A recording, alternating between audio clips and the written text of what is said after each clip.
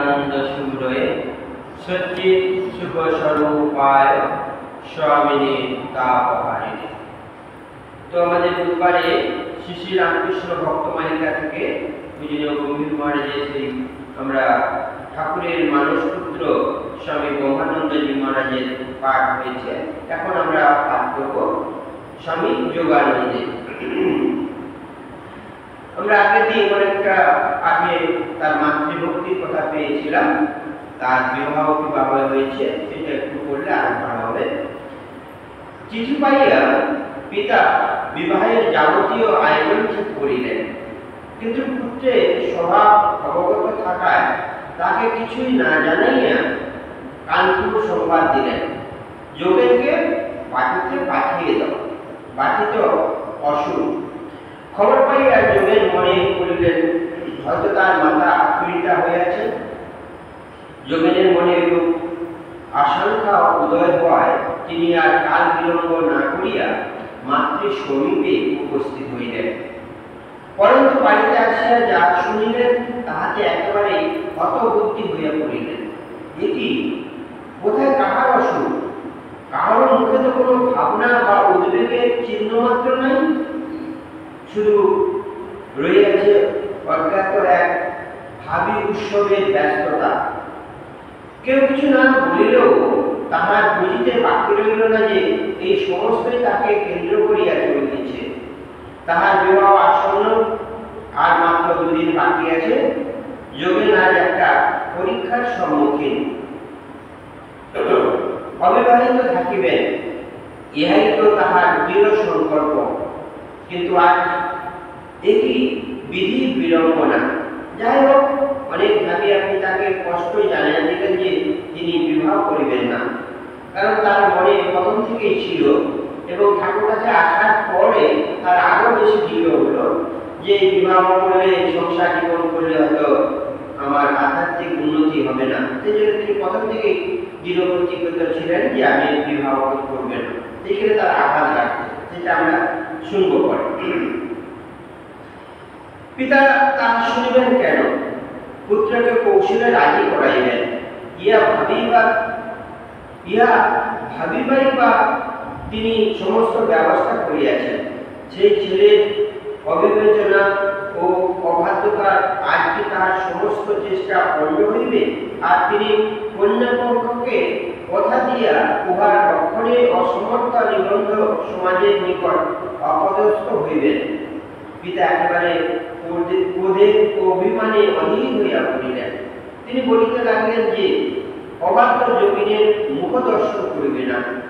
বাড়ির লোকেরা প্রমাণ করিলেন।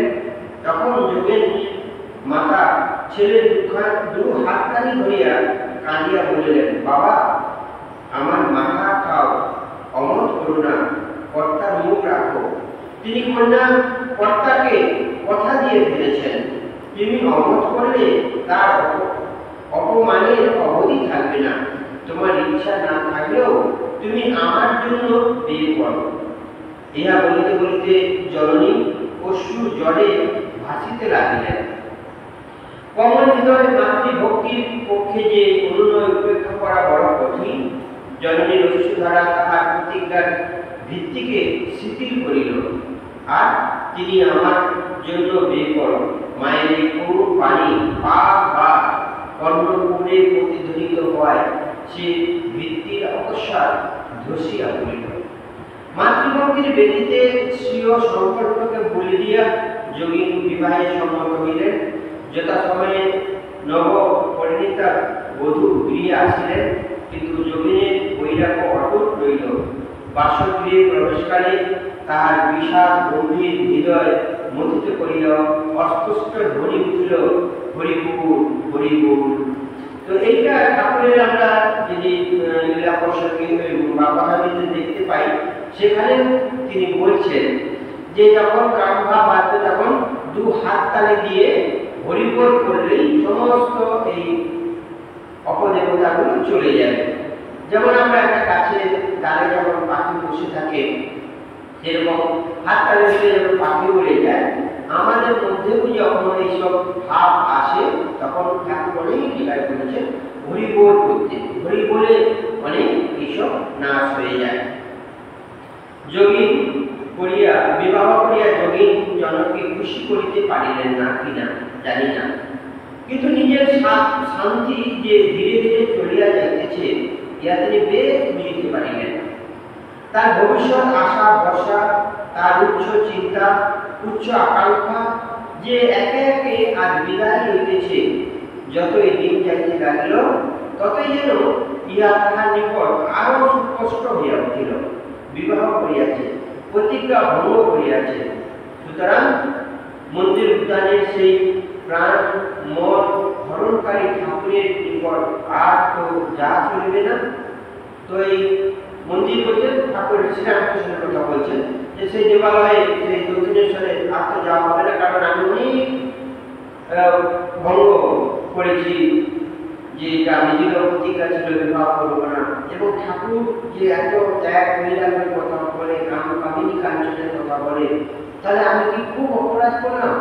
তো একে নিজের মনে বারবার তার মনে বাধা দিতে লাগলো, বিধতে লাগলো, কোথায় যেন আমি যে ভুল জীবনে ভুল করেছি। কিন্তু মায়ের মাতৃভক্তি, মায়ের কথা অবজ্ঞা করতে পারলেন না। তখন তার অনুনয় দেখুন কিরকম আরো বলবে, এবং সংসারটা কি সেটাও এই জীবনী দিয়ে আমরা তার রূপ পাবো। আমরা প্রত্যেকে এই যে ঠাকুরের 16 জন পার্ষদ এক একটা দিক আমাদের জীবনকে খুব সুন্দরভাবে বোঝায়, যে আমার জীবনে প্রত্যেকের জীবনের ঘটনা বহু বিভিন্ন থাকে।